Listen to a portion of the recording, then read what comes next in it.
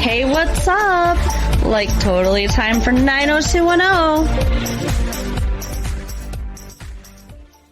Well, hello everybody. It's Mark, just me, on the 90210 show. No Carol this time, because I'm here to tell you that back in 1994, Carol began watching the 90210 show.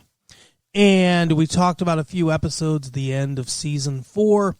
And now we are here to present you those episodes again. For those of you that missed it, it was on the regular show, Massive Late Fee, which you can hear every week.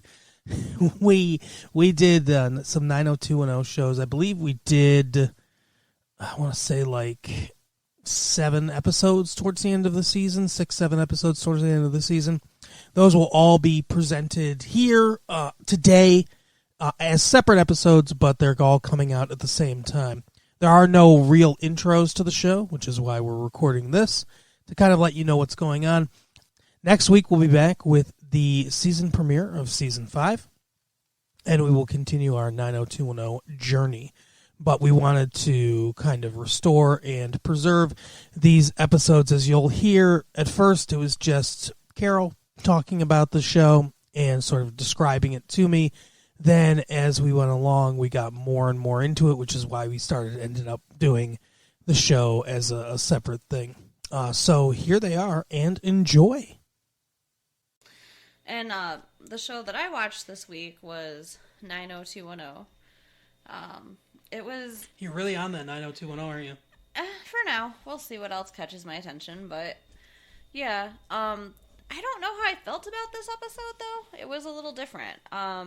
It took place half in real time and then half in the 60s because Brenda found a woman's diary. Half in real time, you mean half now? Or, right. Or half as in each minute of the show is a minute of real time?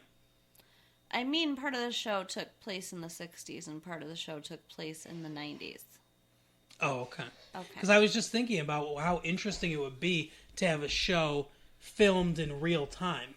Like, you could take a 24-hour period, and every hour of the show is an hour in real life. And you have 24 episodes in the season, 24 hours. That sounds terrible. I think it's a good idea. That sounds so boring. Think about how much time you spend during the day not doing anything important or exciting. All right. Well, I guess you got me there. So we won't pitch that show idea. Okay. Now, she found a diary in her window ledge. Like, she has one of those, like, you can sit in it kind of windows. Brenda's the Shannon Doherty? Yes. What do they call those, bay windows or something? I guess. And she, like, gets obsessed with reading it. And then in the meantime, spring break, all her friends are going skiing. And she says, she actually lies to them and says that she's grounded and can't go, which, I'm sorry, she's in college? Who's grounded in college? Who grounded you? The dean. Right? But, it's because we find out as the episode goes on, she just doesn't want to watch Dylan and Kelly together. Oh, yeah. What's his name and what's her name? Yes. Dylan and Kelly. Those of you who watch the show get it. But Luke Perry and... Oh, what is her name? The blonde. I don't know. We went through this last week. Come on. I don't remember it anymore. I remember Luke Perry. Jenny Garth. Yes. Every time it comes to me like minutes after or seconds after. So, yeah, it's the two of them because, Brenda used to date Dylan. Yeah. And she's friends with Kelly, so it's hard for her to watch them together. It makes sense. And, in reading this... Kind of like it's hard for you to watch me with Sarah anytime I have to, like she passes me in the hall or whatever. What are you doing? What do you mean, what am I doing? What? Why are we talking about that now? Like, are you just enjoying making me uncomfortable? Seriously. Well, if you don't want to marry me, I think that... Oh my god, I didn't say I don't want to marry you, you jerk. Okay, so she doesn't like seeing them together. And she's reading this diary, and it's like a mirror of her own life, but, in the backdrop of the 60s, like, the girl got arrested for being at, like, you know, some demonstration and letting a bunch of animals go to die. Right, similar stuff.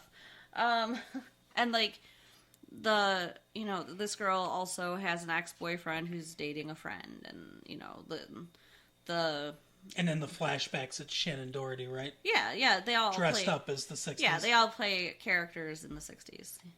And in the end, she actually goes and finds the lady who wrote the diary, which it's kind of cool. Like, she gets to see the pictures of the actual people and is it Shannon Doherty in old age makeup, or do they hire somebody? No, they hired somebody. No, they don't look like those people, like, when she gets to see the real pictures. But, you know, she gets to find out what happens. So. Does she have crooked teeth? The person they hired. I didn't really pay attention to her teeth. You weirdo. Anyway, it was a weird episode, but I kind of liked it. I wouldn't want every episode to be like this, though. Well, that sounds interesting. It was. 90210. Yes, sir. That's the area code for Beverly Hills in Los Angeles, in California. Can you imagine living, like, Sunset Strip in 1969? Yeah, I wonder... Man, buying property there would have been great. Yeah. So how much money you make right? on that. But, yeah, California was the big time area for all the college protests and stuff like that in the 60s, from what I'm told. Obviously, we weren't alive then. Apparently also a lot of, acid and pot. Yeah, well, you can find that now if you look. Yeah, no, I don't think as readily. I don't know. I mean, maybe not the acid, but... I'm not saying it doesn't exist, but people aren't doing it on the school lawn. If any police get a hold of this tape, we don't do drugs. At all. We're straight edge. Very.